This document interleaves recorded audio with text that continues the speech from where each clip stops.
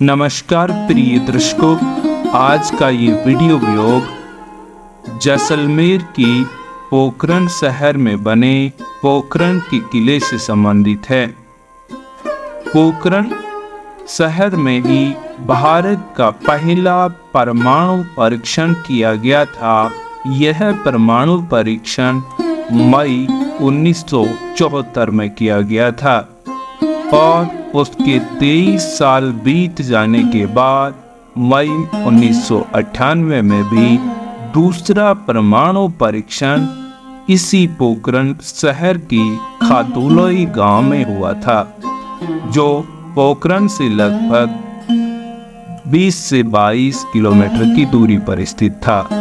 हम खातुलाई गांव यानी भारत के पहले परमाणु बम परीक्षण केंद्र को देखने के लिए जाने वाले थे, परंतु इस वीडियो ब्लॉग में मैं आपको बताऊंगा क्या कारण रहा कि हम भारत के पहले परमाणु परीक्षण केंद्र को नहीं देख पाए। और आप भी ऐसी जिज्ञासा लेकर जैसलमेर की पोखरण में जा रहे हैं तो ये आपकी जिज्ञासा कभी पूर्ण नहीं हो पाएगी। इसका क्या कारण है वो मैं आगे बताऊंगा, लेकिन अब हम आ गए हैं पोखरण के किले में, तो हम देखेंगे पोखरण का किला कैसा है और कब बनाया गया था। दरअसल में ये पोखरण किला जैसलमेर शहर से 112 किलोमीटर दूर पूर्व में स्थित है। इसके अंदर 50 रुपए का एंट्री टिकट और अगर आप कैमरा लेकर जाते हैं तो 50 रुपए फीस देनी पड़ती है। हालांकि ये वर्तमान में प्राइवेट है और यहाँ कर्मचारी नियुक्त किए गए हैं, उन्हीं को ये शुल्क के रूप में हमें देना पड़ता है।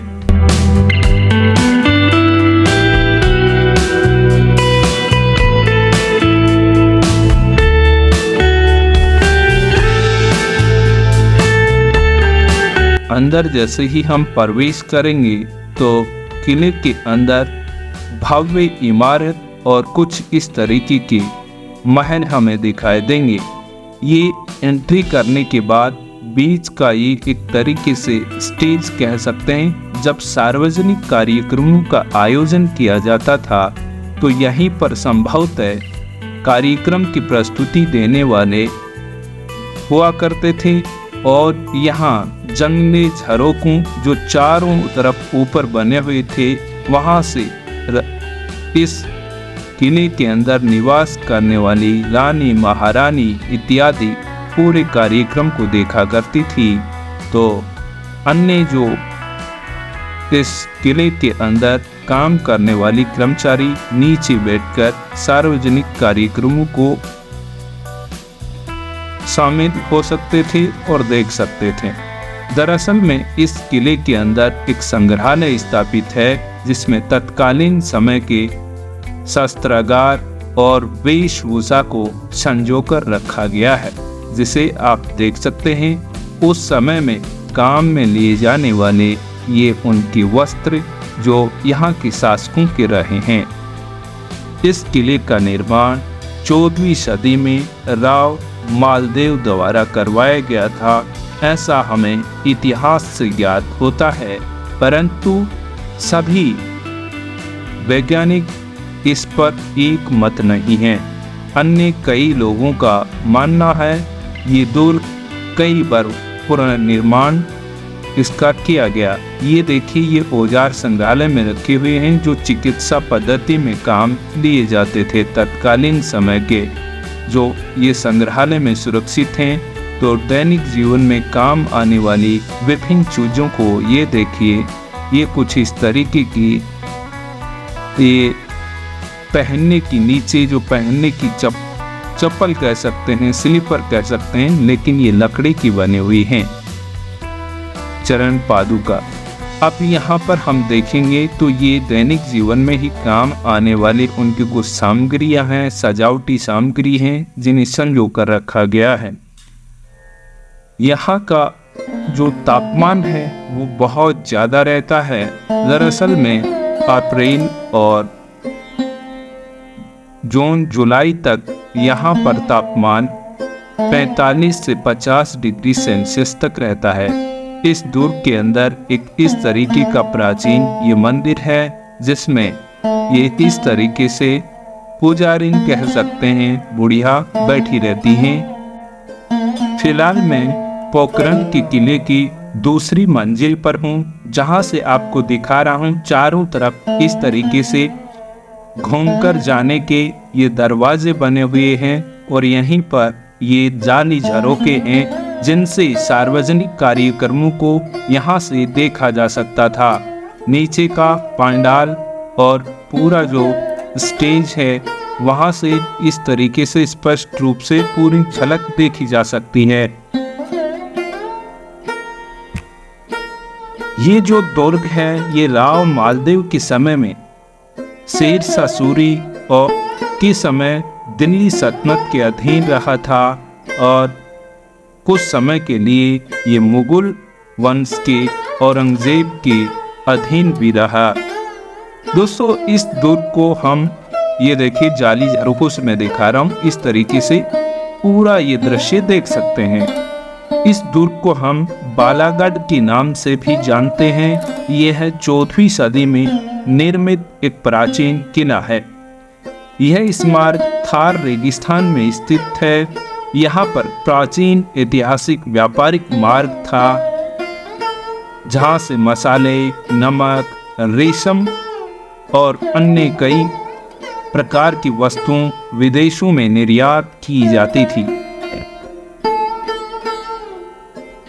यह जो दुर्ग है ये यात्री यहाँ पर सुंदर जो लाल बलुआ पत्थर है इसके पारंपरिक झरोखे और भव्य टावरों को देखकर बहुत ही गौरवान्वित महसूस करते हैं कि इस तरीके की इमारतें किस तरीके से उस समय बनाई गई होंगी। ये आश्चर्य का विषय है।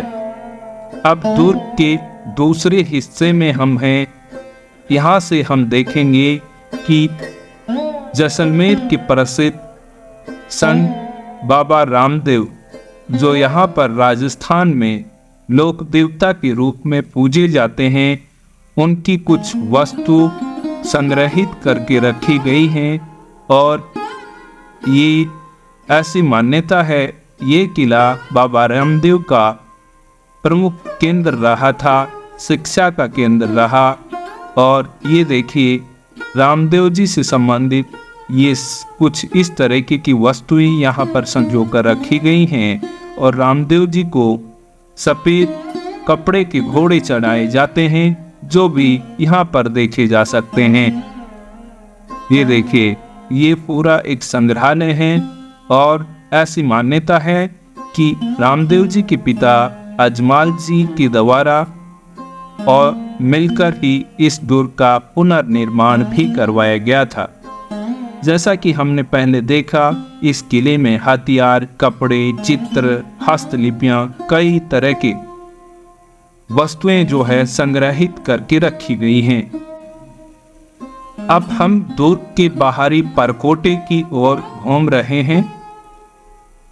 यहाँ से पूरा जो पोखरण शहर है उसका दृश्य देखा जा सकता है। पोखरण शहर के बीचों बीच ऊपर एक पहाड़ी नुमा क्षेत्र पर यह बना हुआ है और इसके आसपास चारों तरफ पोखरण शहर स्थित है। इसीलिए इसे हम पोखरण का हृदय केंद्र भी कह सकते हैं। दरअसल में हम देखें तो यहाँ से देखिए सैनिक जो है अपनी सुरक्षा के लिए हथियार, राइफल रखने के लिए इस तरीके के पूरे दुर्ग के अंदर सुरक्षा केंद्र बने हुए हैं और इन्हें हम बुर्ज कहते हैं इतिहास की भाषा में। ये देखिए तोप रखी गई हैं जो संभवतः यहाँ पर निगरानी के लिए थी और चारों तरफ चारों दिशाओं में विभिन्न प्रकार की तोपें यहाँ पर संजोई रखी हैं जिस पर विशेष सैनिक नियुक्त किए जाते थे और दुश्मन पर निगरानी रखते थे। अब हम दुर्ग के दूसरे हिस्से में आ चुके हैं। संभवतः यहाँ पर ये जो है न्यायालय हुआ करता था, जो विभिन्न कर्मचारी अधिकारी बैठा करते थे। ये देखिए कुछ इस तरीके का ये बना हुआ है और उनके यहाँ पर बैठने के लिए ये खुला बरामदा टाइप में जगह बनी हुई है। दोस्तों अब मैं बताता हूँ खातोलाई के बारे में। खातोलाई गांव पोखरण शहर से लगभग 20 से 22 किलोमीटर दूर है और यहीं पर भारत का पहला परमाणु परीक्षण हुआ था, जहां पर वर्तमान में किसी भी पर्यटक को जाने की अनुमति नहीं है। सैनिक वहां पर सुरक्षा करते हैं और सेना ने उस स्थान पर पर्यटकों को जाने से पाबंद कर रखा है, मनाही है। स्पष्ट रूप से देखा गया है कि आज भी उस परीक्षण केंद्र पर कई लोगों पर उसके प्रभाव देखे गए हैं। संभवतः 2014 में पोखरण की खातोलाई गांव की कई लोगों की कैंसर के कारण मृत्यु हुई थी और उसका कहीं न कहीं कारण परमाणु परीक्षण को माना गया। इसके चलते वहां के कई लोगों से मुझे जानकारी मिली कि आज भी उस खातोलाई गांव के लोगों की स्थिति ठीक नहीं है, इसलिए बाहर के लोग वहां पर नहीं जा सकते और अंदर परीक्षण केंद्र में जाने के लिए बिल्कुल